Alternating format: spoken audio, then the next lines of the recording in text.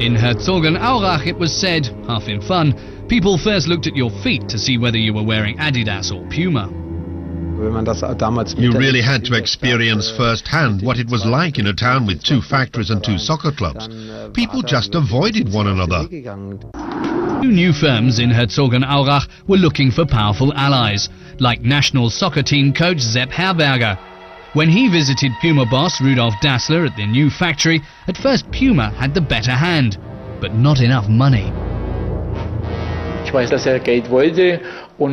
I know he wanted money, but he'd badly miscalculated, because Rudolf Dassler was deaf to that sort of thing. The next day, he gathered us all together and said, "I think I've made a mistake." We gave Herberger short shrift. I'm not sure that was the right thing to do. Nonetheless, we will continue to make progress. Then, of course, Sepp Herberger went to Adidas.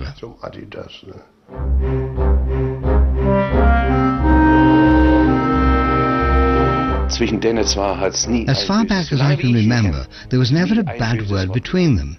They had a bond, like 2 brothers. The 1954 World Cup saw the conflict between Adidas and Puma escalate. The German team wore Adidas boots. Their designer, Adi Dassler, enjoyed the trust of Sepp Herberger and was always by his side as kitman. Adi Dassler, it was soon claimed, had developed boots with screw-in studs especially for the tournament. On the wet turf of Bern, they were a decided advantage. Even the referee put his faith in Adidas. It was the birth of a soccer nation and of Adidas as a world brand.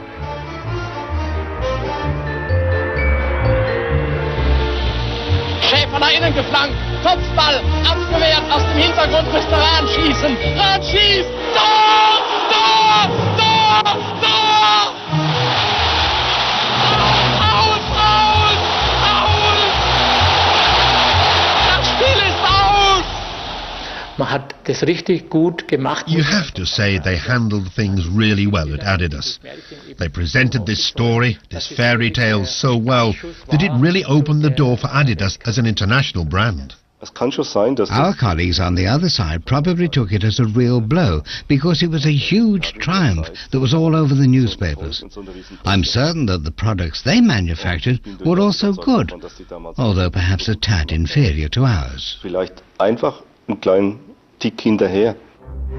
Such comments made staff at Puma furious because Puma had already marketed screw-in studs before the 1954 World Cup. It's true. We'd supplied all the West German leagues with them as early as the 52-53 season. The entire Hanover team, champions in 1954, wore boots with Puma screw-in studs. At least a dozen people worldwide claim with complete justification that they have a patent on screw-in studs. But what was particularly interesting in this case is that it was the first system that really worked. So in all likelihood, neither Puma nor Adidas really invented the screw-in stud. Still, the triumph belonged to Adidas. In the years that followed, the rivalry became increasingly unscrupulous. Adi Dassler suspected industrial espionage. The development department was sacrosanct to him. No outside was ever allowed in. On one occasion, an adhesives representative, whom we always needed, showed up. And he was actually in the development department when the boss came in. "If I didn't know you so well," the boss said, "I'd shoot you on the spot." Puma boss Rudolf was also worried about his inventions, but he was also curious. I once went into his office and saw an Adidas boot on his desk. It had been cut in half. He showed it to me and said, "Georg, take a look at this." And I said, "Well, once again, we found out a lot. That's actually good for our firm, boss." And he replied, Yes, but you know, although I love the treachery, I hate the traitor." To emulate the brother he despised, Rudolf wanted a world champion at almost any price, so he too started developing his contacts with sports stars, but he wasn't prepared to dig deep into his pocket. In spite of this very intense rivalry, the lieutenants sometimes crossed the river. And most of the time, the point of this was to sort of stem the rise in the demands of football players. So, they would make little deals, particularly about German football players and clubs.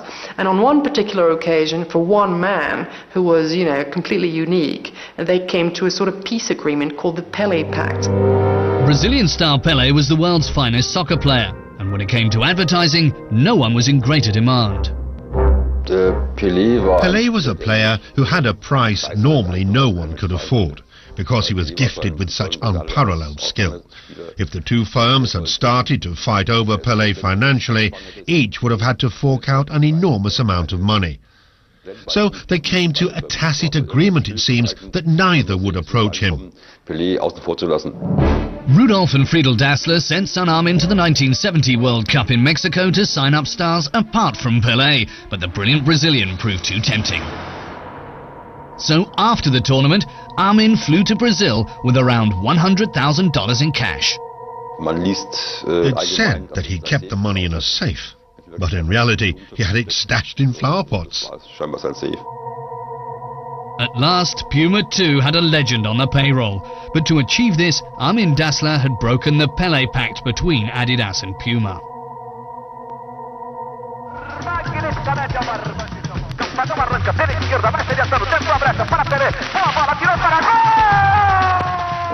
At some time or other it came out that he'd received money.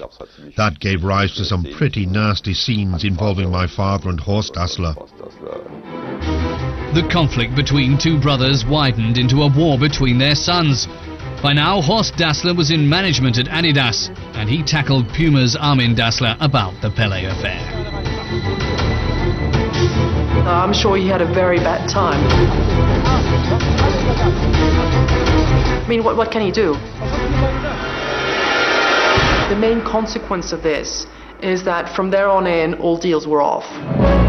In the early 70s, German soccer players were among the best in the world, and the country's international stars were wooed by Adidas and Puma. The German FA had committed itself to Adidas, but Puma refused to give up and sent out agents to try and get players to change their affiliation. The tug of war really came to the fore at the 1974 World Cup. The West German side was comprised mainly of players from Bayern Munich and Borussia Mönchengladbach. When playing for their clubs, some wore Adidas boots, others Puma. Senior director Adi Dassler also wanted Puma wearers like Berti Vogts to switch to Adidas. The boss prepared me. Have him try them on, he said. Otherwise he'll claim afterwards that they didn't fit. So I did. I told folks my boss wanted him to try them on. So please do me the favour, I said. I can't lie to my boss and tell him you tried on the boots when you didn't. Okay, he said. Hand them over.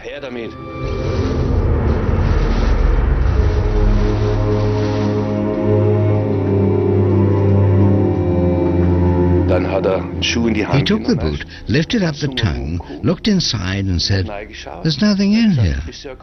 I was really naive, of course. I didn't twig what he meant, what he expected to find in the boot. But when I told my boss, he laughed. Adidas versus Puma. The war between the two brothers sent prices soaring. The players knew that the German FA had long been using them as advertising media. Now they wanted a share of the spoils. In the training camp at Malente, they revolted. It was the first time that a group of players had insisted on their personal rights and demanded money for wearing a certain brand of boot. The whole squad had gathered in the dining room because there was a huge discrepancy between the players' views as to what they should get and those of the West German FA. Discussions went on through the night, and at one point the entire national team almost decided to go home the very next day. In Malente, players like Hoeneß, Beckenbauer and Bonhoff haggled with the German FA all night long. Naturally, we knew about other sums that were being paid. So we knew which direction to take and how far we could push things. And we were pretty successful. Around 6 a.m. reason prevailed. Otherwise, Germany could have gone to the World Cup without its internationals. It was that close. At the end of the long night, the players and the German FA reached agreement. The team would not boycott the World Cup. Disaster had been averted. At the last minute. In the end, cash flowed. From the German FA? No, back then from Adidas via the German FA. West Germany became world champions. Once again in Adidas footwear. Adidas maintained its ties with the German FA. By now, Adi and Rudolf hadn't spoken a word to each other for many years. On one occasion they met by chance at a trade fair for sports goods. But this time too, there was just stony silence. In the autumn of 1974, only a few months after the World Cup, Puma boss Rudolf Dassler fell seriously ill. Now it wasn't his brother he was battling against, but death, and he wanted to square things with Adi. He wanted to see his brother one last time before he died. So Armin went to Adolf and asked whether he could possibly grant his father's wish. A priest was asked to mediate. I went back and forth from one brother to the other, from Rudolf Dassler, who was ill, to Adi Dassler, who was still active, discussing the matter with them. And I must say that there was a desire for reconciliation not only from Rudolf, but also from Adi Dassler. Adolf Dassler told me that he no longer held a grudge against his brother. It's over, he said. But he never went to see him. At Rudolf's funeral, Herzogenaurach cemetery was packed. Would the hatchet at last be buried along with Rudolf? Everyone wondered whether Adi would turn up, but he didn't. The leopard couldn't change its spots. Most of the guests, of course, were curious as to whether Adolf would appear. But nobody said anything. There's an old saying that the longer a hedgehog puts off giving birth, the pricklier it will be. And the longer the two brothers drifted apart, the harder it was for them to come together again. 4 years after Rudolf, Adi died. He was buried at the same cemetery, but at the other end, far away from his brother. Theirs was an enmity that continued beyond death. Käthe, his mother, Adidas was now run by Horst Dassler, Adi's son, a new type of entrepreneur. Horst was a global player who built up a network of companies in order to secure the rights to the European Championships and the Olympic Games. He had one of the sharpest minds in the business. It's always said that my father would love to have been like Horst Dassler. But I can't imagine that. I don't know too much about Horst Dassler, but I am aware of all the dirty deals associated with him. By comparison, the Palais affair was small beer. It wasn't in my father's nature to behave like that. Things got tougher in the business. One day, Puma boss Armin and his son Jörg were at home together. I was sitting with my father in the living room in our house in Herzogenaurach. He'd just been on the phone, and I was trying to tune into a particular radio station when I suddenly heard my father's voice on the radio.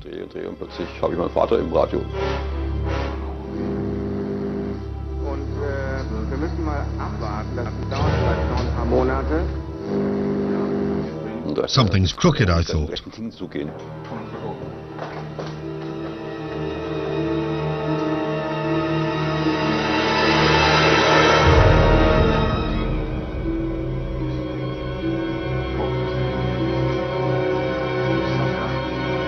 Someone had bugged his phone. I'll leave it to your imagination to decide exactly who planted the bug, but there aren't exactly a lot of alternatives. It certainly wasn't me listening in on my father. Whoever had bugged the Puma boss could have learned of his expansion plans. Puma signed a contract with tennis star Boris Becker. The battle with Adidas took its toll. The millions it paid to Boris Becker almost broke Puma. Shortly afterwards, Adidas followed suit by signing up Steffi Graf.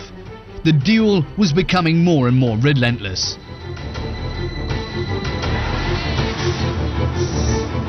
When Lothar Matthäus moved to Adidas club Bayern Munich, things became complicated.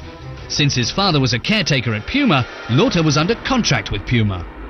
My whole family worked for Puma, so I felt a certain commitment to the firm, which Uli Hoeneß understood. But he wanted the transfer to go through at all costs. So he had to reach an agreement with Adidas that would permit Lothar Matthäus to wear Puma boots as a Bayern player. The main problem was that Lothar's father worked for Puma, and Lothar was worried that his father would get the sack if he signed for Bayern Munich and had to play in Adidas boots. But agreement was reached, I believe, in that should his father really lose his job, he'd be taken on by Adidas. Herzogenaurach is slowly growing together again. The two rival company headquarters still stand on opposite banks of the Aurach, but in the face of competition from Nike, production has long taken place in the Far East. And today, stockholders call the tune. The conflict between two brothers is now a battle between two international concerns. At the 2006 World Cup, thousands of fans without tickets watched the emotionally charged final on giant screens. Hardly any of them realized that they were also watching a final contested by Adidas and Puma. After so many years, the old opponents were facing one another in a World Cup final for the first time, and both wanted to win.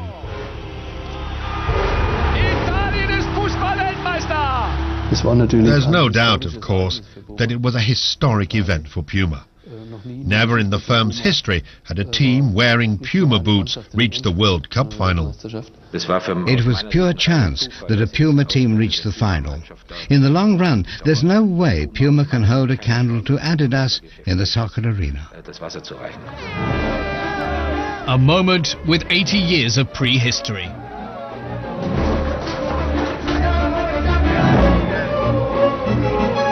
The big question was simply Adidas or Puma. Putting everything else aside, now it was simply Adidas playing against Puma. Both firms declared themselves World Cup winners. Puma, Italy's sponsor, took the prestige of victory, while France's sponsor Adidas won market share. The battle continues.